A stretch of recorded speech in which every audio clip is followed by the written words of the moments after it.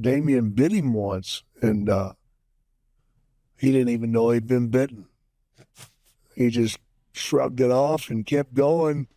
And he got back to the locker room, and he was sitting down playing cards, and Rick Rude come up and pull the two fangs out of his shoulder. He's a piece of shit. Those were Jake Roberts' own words. Not about a scripted villain, not about some made-up enemy from a storyline. He said it about real people, real names, men he worked alongside, trained beside, and in some cases trusted with his career and his body. Jake the Snake Roberts was one of the greatest minds professional wrestling ever produced. The DDT, his finishing move where he would grab an opponent in a headlock and drive their skull straight into the canvas, was his invention. His talking segments, called promos in the business, were genuinely frightening. He made you believe every syllable. He could walk into a building, say 12 words, and make an audience feel like something bad was about to happen to every person in the room. That gift was real, but so was the pain behind it. Pariah Wrestling gave Jake Roberts a stage, but the men on this list gave him his reasons to hate. Every name below represents something that was taken from him: his health, his money, his opportunities, in one case, his childhood. Jake Roberts did not invent his darkness. He inherited it, had it imposed on him, and spent his career pouring it into a character that became legendary, partly because it was never entirely fiction. If this is already hitting different, go ahead and hit the hype feature on this video right now and give it some love. This list only gets heavier from here, and by the time we reach number 1, you will understand exactly why Jake Roberts carried so much weight for so long. This is not about petty backstage gossip or sour grapes from a bitter veteran. This is about money taken, bodies broken, careers cut short,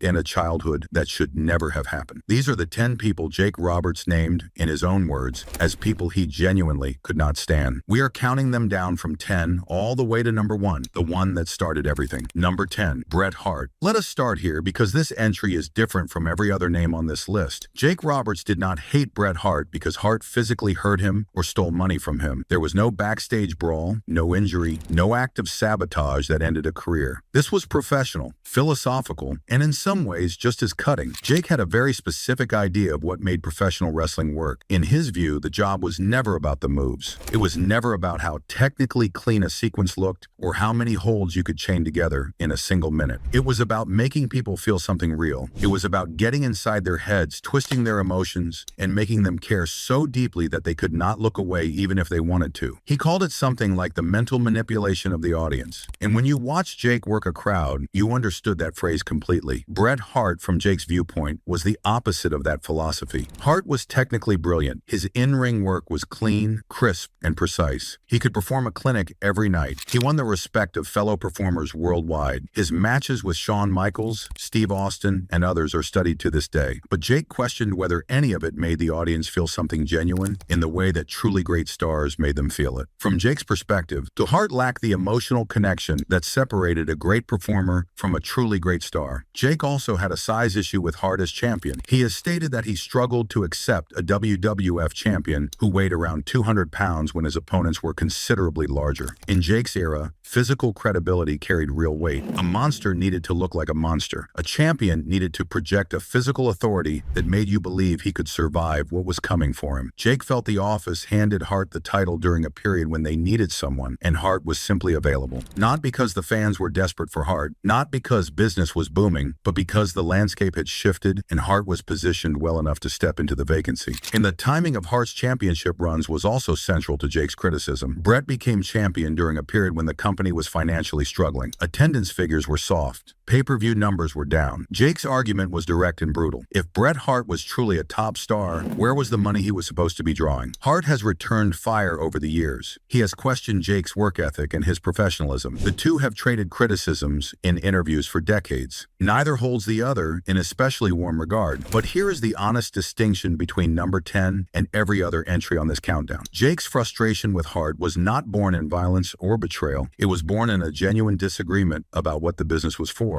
Much Jake believed wrestling lived or died on psychology and storytelling. He felt that Hart's rise represented a slow shift toward athletic performance over emotional manipulation, and he believed that shift was slowly killing the soul of what wrestling was supposed to be. That is not the same as calling Hart a bad person, but in Jake's framework, it made Hart the wrong person for the top of the card, and Jake has never once been reluctant to say exactly that. Number 9, Shawn Michaels and The Click. If Bret Hart was a philosophical rival, Shawn Michaels was something else entirely. The hatred Jake had for the environment surrounding Michaels and the backstage faction, known as The Click, was raw, personal, and targeted him at the single most fragile moment of his adult life. The Click was a group of wrestlers who had, by the mid-1990s, he accumulated enormous influence over the direction of the company. They had the ear of management. They could shape storylines. They could influence who was pushed up the card and who quietly disappeared from it. And according to Jake, they used that power to make certain people's lives genuinely miserable. Jake came back to the WWF in 1996. It was a significant return. He had publicly committed to sobriety. He was working as a born-again Christian. He was trying to rebuild himself from the inside out after years of addiction and self-destruction that had taken enormous chunks from his career and his life. He arrived with something to prove and a reason to hold himself together. What he found inside that locker room, he has described as horrible, rough, suffocating. His peers mocked his sobriety openly. They called him names. They told him he used to be a real man. They questioned whether the sober version of Jake Roberts was even worth having around. And beyond the verbal cruelty, Jake has claimed that people were deliberately placing drugs and drug equipment inside his luggage on a regular basis. Not once. Not a one-off act of cruelty that could be explained away. Constantly. With the specific intention of either getting him arrested or triggering a relapse that would unravel everything he was trying to rebuild. Hold that thought for a moment and really sit with what it means. A man is fighting to stay sober. He is fighting for his health, his livelihood, and possibly his survival. And people around him were actively, deliberately working to destroy that fight. Why Jake has said this was among the cruelest things he experienced across an entire career full of cruel moments. He was also a sharp critic of Michaels as a performer and as a political force inside the company. He argued that Michaels, much like Hart, did not draw significant money during his time as champion. He questioned the size and physical credibility arguments again. But beyond the performance critiques, Jake was genuinely angry about the structural power that Michaels and the Click had accumulated. In his view, they could refuse to lose matches when the story called for them to lose. They could beat opponents without agreement or approval. They made decisions about outcomes that should have belonged to the office. And they made them freely because they knew they had protection at the top. And they operated with a kind of immunity that no other faction in the locker room had ever enjoyed. And that immunity, Jake believed, came directly from an unhealthy closeness with Vince McMahon. Jake once said publicly that McMahon should have fired both Michaels and Hart at the same time to take back the locker room he had lost control of. That one sentence tells you everything about how deeply the politics of that era affected him. It is worth noting one moment of contrast from that same period. The Undertaker reportedly stepped in on Jake's behalf during the bullying. He stood up in the locker room and told his peers they did not want Jake going back to who he used to be. That small act of loyalty in a room full of hostility meant something real to Jake,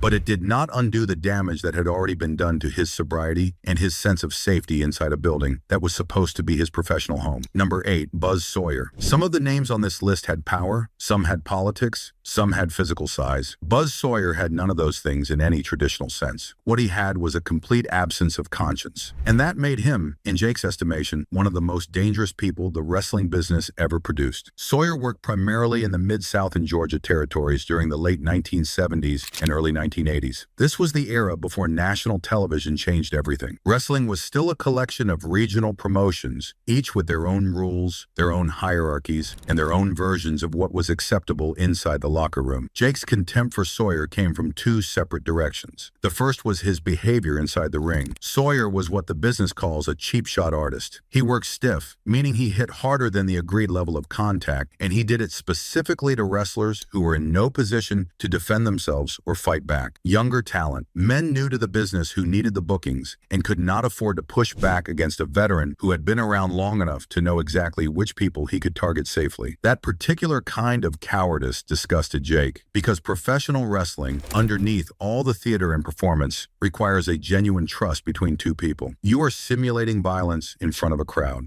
The person across from you is trusting you to protect them while they are doing the same for you. When someone treats that trust as a license to hurt the people who cannot retaliate, they are not just being unprofessional, they are being predatory. They are using the structure of the business as cover for something that has no excuse. The second reason Jake hated Sawyer went beyond the ring. It was about money. One of the most referenced examples involves Mark Calloway, better known worldwide as The Undertaker. Before Calloway was The Undertaker, he was a young man trying to learn his craft.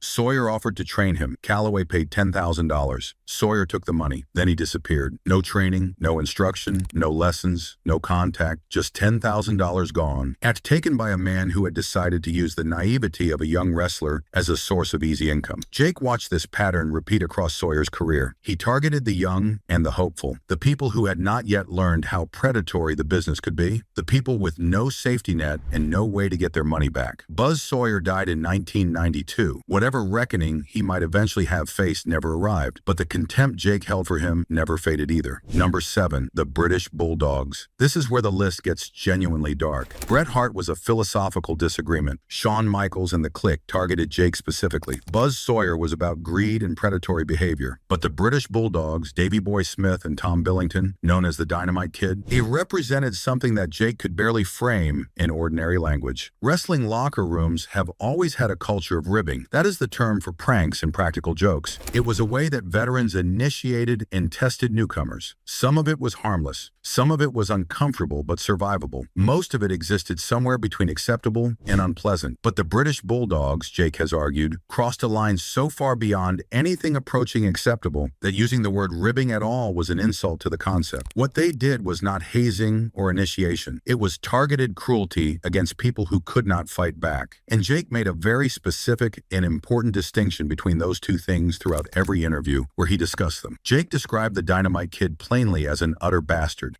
He acknowledged the talent. Few wrestlers in the history of the business could match Billington for technical ability and physical gifts inside the ropes. But Jake drew a sharp and unyielding line between what a man could do in the ring and what kind of human being he was outside it. The ring performance could be brilliant. The character outside it could still be rotten to the core. And Jake believed that character was ultimately what defined you. The story Jake has shared to illustrate how far the Bulldogs were willing to go involves a young man in Pennsylvania. The young man was mentally handicapped. He had no means to protect himself or understand what was being done to him. According to Jake, the British Bulldogs injected him with substances including steroids and possibly air bubbles. While air injected into the bloodstream can travel to the heart or brain and cause a heart attack or a stroke, it can kill a person. This was not a prank gone wrong. This was a potentially lethal act carried out against someone who could not defend himself, treated as entertainment by the people who did it. Jake was not just critical of this, he was genuinely horrified by it, and he has never once walked back or softened that horror in any interview across decades of discussing his career. There was also the treatment of Matilda, the dog who served as the Bulldogs' mascot. Jake alleged that the cruelty the Bulldogs directed at their fellow wrestlers often transferred into mistreatment of that animal. A cycle where the powerless became the targets and the dog, who had no voice at all, absorbed the overflow. The Bulldogs are discussed with reverence in wrestling history circles. Their in-ring work was genuinely remarkable, but Jake Roberts refused to allow talent to erase behavior. What you did to people who could not defend themselves was the truest measure of your character. He believed that then. He has never stopped believing it. By this point in the list, a pattern is forming that is hard to ignore. Money, politics, physical safety, and now moral rot. Each entry gets a little heavier, and we are only at number 7. Number 6. Big Van Vader. Leon White was a physical force that very few people in professional wrestling history have matched. Big Van Vader, 350 pounds of power, working at a speed that made no logical sense for his size. He held multiple world championships across Japan, WCW, and eventually the WWF. And he was legitimate, he was fearsome, and he was, in Jake Roberts' direct opinion, one of the most reckless men who ever stepped into a wrestling ring. The issue with Vader was not his size or his ability. Jake understood and respected what a genuine physical force looked like. The issue was the professional code. In wrestling, you protect your opponent. You control your strength in proportion to the needs of the match. You work together to give the impression of violence without producing the reality of it. That is the fundamental agreement every performer enters into when they step through those ropes. It is not written down anywhere. It does not need to be. Every person in that business understands it from the moment they start training. It is the reason people can do this job for years without ending each other. Vader, or Jake has argued repeatedly, either did not grasp that agreement or simply chose to disregard it when the crowd got loud enough. The incident that defined their relationship happened in 1996 at the King of the Ring tournament. During their semifinal match, Vader's working style resulted in Jake suffering a broken sternum. The sternum is the bone running down the center of the chest. Breaking it means pain with every breath you take, every movement you make, and every performance you attempt to give. Jake confronted Vader directly after the match. What he received was Vader saying he had just gotten excited by the crowd energy. Jake's response to that explanation has been described in colorful language across various interviews over the years. The essence of it is simple. There is no justification. The crowd cheering louder does not entitle you to break the person across from you. Excitement is not an excuse. That answer told Jake everything he needed to know about what Vader valued inside that ring. The broken sternum took Jake off the road for 2 months. When he came back, management scheduled him in a rematch with Vader. During that second match, Vader broke Jake's sternum again. The same injury, the same opponent. 2 months of recovery, and then straight back into the same danger. After that second incident, Jake made a decision that never changed. He refused to step into a ring with Leon White again. When management approached him roughly 6 weeks later about working with Vader once more, his answer was final. Find someone else. Physical trust in wrestling is not a minor concept. It is the foundation of everything. When it is gone completely, there is nothing left to negotiate. Number 5, the ultimate warrior. Some hatreds are rooted in violence. Some are rooted in cruelty. The hatred Jake Roberts carried for Jim Hellwig, known in the business as the Ultimate Warrior, was almost entirely about money. Direct, certain, stolen financial opportunity. And the particular thing about financial betrayal is that it tends not to soften the way other grievances sometimes can. By 1991, Jake had already absorbed a great deal in his career. The Hogan program had been killed by politics. The guitar incident had altered his chemistry and his relationship with painkillers. He was managing his own personal battles away from the spotlight. And then came what should, by any reasonable measure, have been the payoff. The moment that made it all worth the years of difficulty and waiting and watching other men get the opportunities that seemed to belong to him. The storyline placed Jake in a program that was genuinely celebrated by fans and critics alike. He had turned heel, meaning he was now playing the villain in the story. He aligned with The Undertaker, and together they targeted the Ultimate Warrior. The concept was rich with the kind of psychological darkness that Jake made his career on. He was trying to corrupt the Warrior, to drag him toward a darkness the Warrior could not fight because he did not understand it. He could not see it coming because he had never lived in it. For a man whose entire professional identity was built on that kind of mind game, this was the perfect platform. This was Jake Roberts at his most dangerous. And the audience responded accordingly. Then SummerSlam 1991 arrived, and the Warrior ended it before it really began. He reportedly held Vince McMahon to ransom backstage, demanding a significant additional payment and threatening to walk out of the pay-per-view entirely if the money was not delivered. McMahon paid to protect the event. The show went ahead, and immediately after the match, McMahon fired the Warrior on the spot. With the Warrior gone, the program died instantly. No continuation, no further matches, no subsequent paydays from what was supposed to be the peak of Jake's career trajectory. Jake has spoken about how deeply that enraged him. He has shared that during that period he carried a roll of quarters in his fist, intending to use them as a physical weapon if he crossed paths with the Warrior close enough. He never used them. The moment eventually passed. And years later, before Jim Hellwig died in 2014, the two men found a brief, quiet reconciliation. That small moment of peace is worth acknowledging. It does not make what the Warrior did acceptable, but it suggests that even the bitterest grudges can find some kind of resolution before time closes the window permanently. Number 4, Jerry Lawler. There is a question that professional wrestling has wrestled with throughout its entire history. Where does the story end, and where does the reality begin? In most situations, the performers know the line. They guard it carefully. When someone deliberately steps across it, the result is not just questionable television. It is real damage done to a real person under the cover of entertainment. Jerry Lawler crossed that line in 1996, and he did it with Jake Roberts at the most exposed and fragile point in his adult life. The context is essential. Jake was in the middle of his born-again return to the company. He was publicly committed to sobriety. His addictions to alcohol and painkillers had dominated and damaged years of his career. Getting clean was not simply a personal achievement, it was a survival story. Every day sober was a genuine win in a war that had nearly killed him more than once. He was also trying to prove that he could be trusted professionally again, that he was stable, that the version of Jake Roberts showing up to the building, sober and prepared, was the version who was going to stay. The creative team decided to make that war part of a public storyline. Vince Russo, one of the writers at the time, pitched the concept.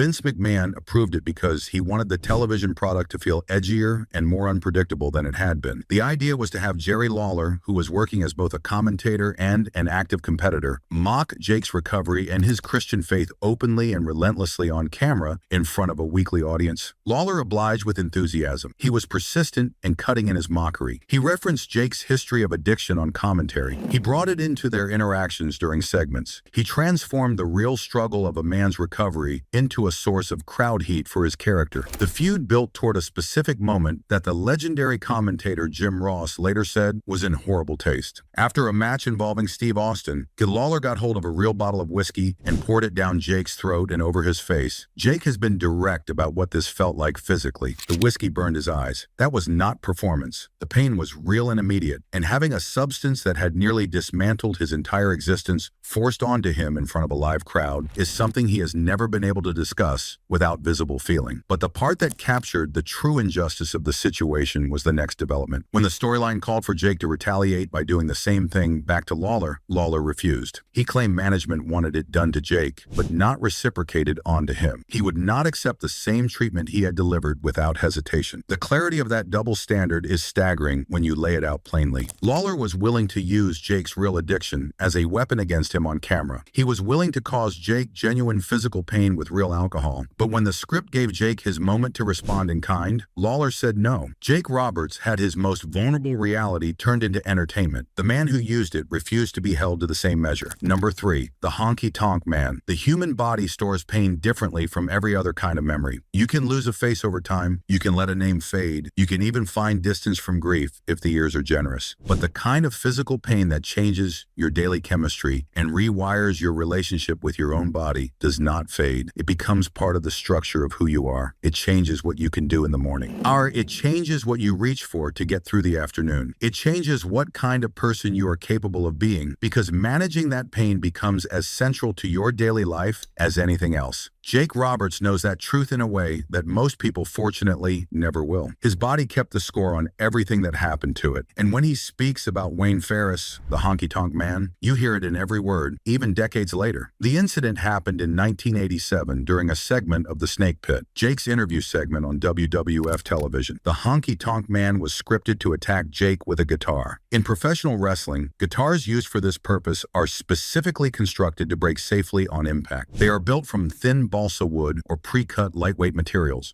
The entire design is built around the visual spectacle and the sound without delivering the actual force of a solid instrument against a human body. Every experienced performer knew how this was supposed to work. The guitar used on this occasion was not one of those guitars. It was a real, solid acoustic instrument. Jake has described the moment in graphic detail across many years of interviews. His body entered shock immediately after the impact. He described floating and drifting, not fully processing where he was or what had just happened to him. The force of a real guitar hitting the back of a human head is not a theatrical event. The medical consequences that followed were significant and lasting. Jake has stated the impact fractured his neck. He spent weeks afterward picking fiberglass and wood splinters out of his back. As the resulting disc problems settled into chronic pain, he turned to prescription painkillers to keep performing at the level his career required. Jake has said directly that the guitar shot in 1987 was the beginning of his painkiller addiction. That addiction, layered on top of the alcohol issues he was already managing, formed the foundation of the addiction spiral that nearly cost him everything. The Honky Tonk Man has presented a different version consistently over the years. He has denied the guitar was a real instrument. He has denied intentional injury. But video footage and testimony from Jimmy Hart suggests the guitar did not break the way it was constructed to break. It struck Jake solidly instead of shattering, and the force connected with his neck. Ferris's denials, in Jake's view, are the second injury. The physical damage was the first. The refusal to acknowledge what happened is the second. The creative consequences were significant too. Jake was reportedly on the track to win the Intercontinental Championship shortly after this period. The injury redirected those plans. The belt stayed on the Honky Tonk Man for a record-breaking 454 days. The trajectory Jake was on was permanently altered. One real guitar, one moment of negligence or indifference, a life's worth of consequences. Number 2, Hulk Hogan. Jake Roberts built his entire professional identity on the principle that you could tell a story without saying a word. The deliberate pace down the aisle, the snake moving under the bag, the cold, unreadable expression that made you wonder what he was going to do next, the promo that landed like a weight and stayed with you afterward. He did not require pyrotechnics or a production team to make you believe in him. He made you believe all by himself. He found his voice in a business full of noise, and once he found it, it was unmistakable. By 1986, Jake was one of the most organically popular performers in the company. Not popular because management had decided to make him popular. Popular because the audience had decided it on their own without being told to. And that particular kind kind of popularity in the WWF under Vince McMahon was simultaneously an opportunity and a threat. Hulk Hogan sat at the top of everything, the champion, the face of the company, the hero the entire promotional machine had been constructed around. When Jake was placed in a program with him on a segment of the Snake Pit and executed a DDT, the response from the crowd was not what the office had calculated. When Hogan was left prone on the canvas, the crowd did not react with the expected outrage toward the villain who had attacked their hero. They cheered. The chant that went through the arena was not against Jake. It was for the DDT, DDT, DDT. The audience was celebrating the moment, not condemning it. Vince McMahon, watching from the back, understood immediately what this meant for the story he had been selling for years. A hero cannot be a hero if the crowd cheers the man hitting him. The program, which had been tested in cities including Providence and Winnipeg, was shut down. Hogan has described the failure of the feud over the years as a lack of chemistry between the two performers and a crowd that simply was not engaged.